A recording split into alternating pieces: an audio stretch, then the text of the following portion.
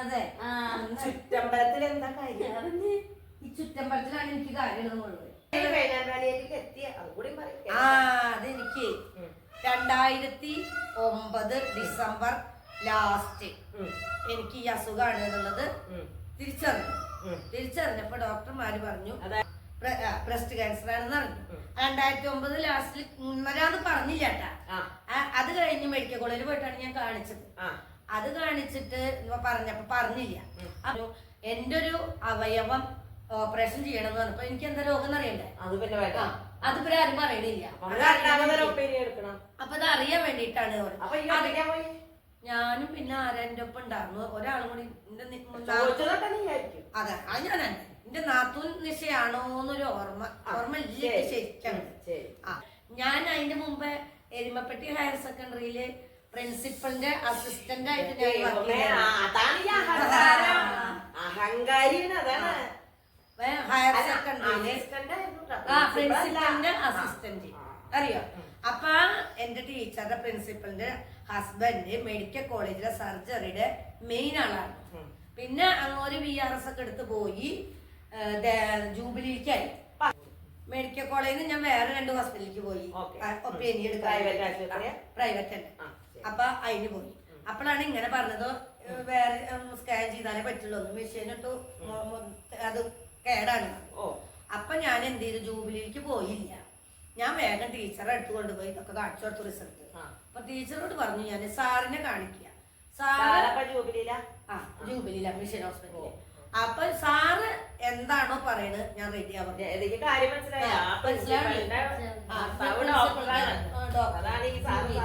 അത് സർജറിയുടെ മെയിൻ ആളാ. എന്നിട്ട് ഡോക്ടർ പിറ്റേ ദിവസം അപ്പൊ സെക്കൻഡ് സാറ്റർഡേ പിറ്റേ ദിവസം എന്നിട്ട് ഡോക്ടറെ അടുത്ത് പോയി, അല്ല സാറിന്റെ അടുത്തേക്ക് മേഡം ഇത് കൊണ്ടുപോയി. പ്രിൻസിപ്പള് കൊണ്ടുപോയി കാണിച്ചു കൊടുക്കണം. സാറ് പറഞ്ഞു എന്തായാലും ഇത് റിമൂവ് ചെയ്യണം, അല്ല എന്നുണ്ടെങ്കിൽ ആകെ പ്രശ്നമാവും. അപ്പൊ എല്ലാ സൗകര്യങ്ങളും ഞാൻ ചെയ്തു തരാം. മെഡിക്കൽ കോളേജില് സാറിന്റെ ശിഷ്യരാണ് എന്റെ ഡോക്ടർ. അങ്ങനെ പോയി. പിന്നെ തിങ്കളാഴ്ച എനിക്കിത് കൊണ്ടുവന്നു. ചൊവ്വാഴ്ച ഞാൻ പോയി അഡ്മിറ്റ് ആയി. അപ്പോഴൊക്കെ 2010 സർജറിക്ക് ഒപ്പിടാൻ വീട്ടുകാർക്ക് എനിക്ക് ഓർമ്മ ഉണ്ട്. ഞാൻ വന്നിട്ടുണ്ട്. അതിന് മുമ്പത്തെ എനിക്ക് അറിയില്ല. ഞാൻ ആ സമയത്ത് പയ്യ കേട്ടപ്പോ ഞാൻ മെഡിക്കൽ കോളേജിലേക്ക് വന്നിട്ടുണ്ട്. അപ്പൊ 30 മെഡിക്കൽ കൊണ്ടുപോകാൻ ഓപ്പറേഷൻ തിയേറ്ററിലേക്ക് കൊണ്ടുപോകാൻ പരിപാടിയാ, ഒപ്പിടാനാക്കാൻ പേടി. അപ്പൊ ഇത് പറയണേ ഞാൻ ഒപ്പിട്ടരാ ഉണ്ടല്ലേ. എന്നോട് എന്റെ ടീച്ചർ ചോദിച്ചതാ, ഉഷ എന്താ ചെയ്യാ ഓപ്പറേഷന് ഒപ്പിടാൻ എന്താ ചെയ്യാ, മണികണ്ഠ ചെയ്യോ ചോദിച്ചു. അയാൾ വേണമെങ്കിൽ ചെയ്താൽ മതിയോ? ഒന്നും വേണ്ട ടീച്ചറെ, ഞാൻ ഇല്ലേ പിന്നെന്താ ചോദിച്ചു.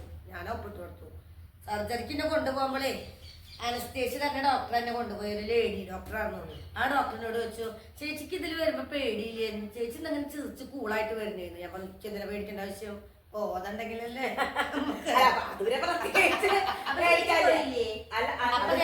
അല്ല അത് കഴിഞ്ഞപ്പോഴേ അതിലേക്ക് കേറ്റുമ്പോ ചിരിച്ചു കൊടുത്തിട്ട് അവൾക്ക് അപ്പൊ അവിടെ ഈ ചർച്ച നടക്കുക. ആ നേരത്താണ് ഞാൻ ചെല്ലുന്നത്. അല്ലെങ്കിൽ ഇപ്പൊ ഞാൻ ഇടപെടുമല്ലോ. അവളേക്ക് കേറ്റി കാണാൻ പറ്റിയില്ല. പിന്നെ കയറ്റിട്ടതായി 8-10 ഡോക്ടർമാരിങ്ങനെ നിൽക്കണു. അവര് കുറച്ച് കഴിഞ്ഞപ്പോ ഗ്ലൗസ് ഇടുന്നു, അത് എടുക്കുന്നു, കട്ടക എടുക്കുന്നു, മറ്റേ വരട്ടെ എന്റെ എന്താ പറയാ, ഞാൻ ഉറങ്ങിയിട്ടില്ല. ഉറങ്ങിയതിന്റെ ശേഷം നിങ്ങൾ എന്താ ചെയ്തോ, ഉറങ്ങിയതിന്റെ ശേഷം ചെയ്താൽ മതി. അല്ലെങ്കിൽ എനിക്ക് വേദനിക്കില്ലേ?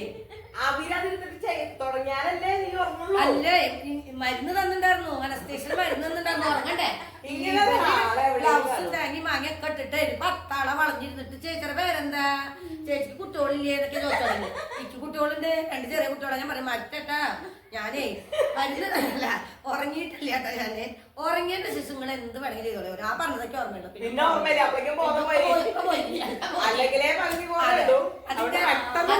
എന്നോട് പറയൂ അണക്കല്ലെങ്കിലും ബോധമില്ലല്ലോ.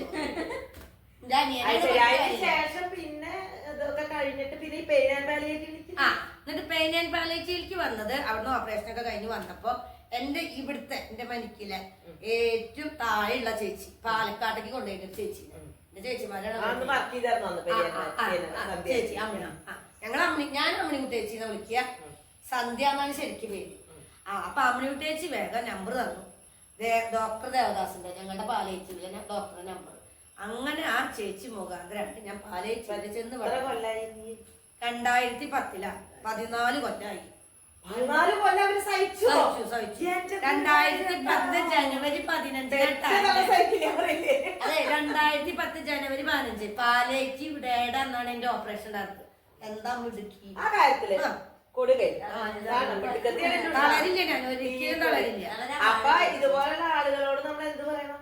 തളരാൻ പാടില്ല. അസുഖം വന്നാലും നമ്മൾ ചിരിച്ച് നല്ല മനോധൈര്യത്തോട് കൂടിയിട്ട് മുന്നോട്ട് പോവുക. അപ്പൊ ഓരോ അസുഖവും നമ്മളെ ബാധിക്കില്ല. കുറെ നമ്മുടെ മനോധൈര്യമാണ്. പിന്നെ കുറച്ച് പറ്റും, അതാണ്. പിന്നെ കുറച്ച് ദൈവത്തിന്റെ ഒന്നും വേണം കേട്ടോ. ദൈവവിശ്വാസം ഉള്ളവർക്ക്, ഇല്ലാത്തവർക്ക് പിന്നെ നമുക്കൊന്നും പറയാൻ പറ്റില്ല. എനിക്ക് നല്ല ദൈവവിശ്വാസം ഉണ്ട്. എന്റെ ഗുരുവായൂരപ്പൻ എന്റെ മുമ്പില് ഓരോരുത്തരുടെ രൂപത്തിൽ എനിക്ക് ഇങ്ങനെ വന്നു നിന്ന് എനിക്കൊരു അവാർഡ് കിട്ടി. അതറിഞ്ഞാ ജയന്തി? ഇല്ല. നാരി ശക്തി അവാർഡ് ഈ ഫെബ്രുവരി, കഴിഞ്ഞ ഫെബ്രുവരി 8-ാം തീയതി. അതും SBIയുടെ ആരാ തന്നെന്നറിയോ? AC മൊയ്തീൻ. അത് കിട്ടാൻ കാരണം ആരാന്നറിയോ? ഈ ചേച്ചി. എന്ത് അസുഖവും ധൈര്യമായിട്ട് ഫേസ് ചെയ്യാൻ തയ്യാറായാൽ ഒരു പ്രശ്നമില്ല എന്ന് പറയാണ് നമ്മുടെ ഉഷ. അങ്ങനെ പറഞ്ഞോണ്ട് ഇന്നത്തെ ചംക്കി ചുംക്കിക്ക് ലൈക്ക്, സബ്സ്ക്രൈബ്,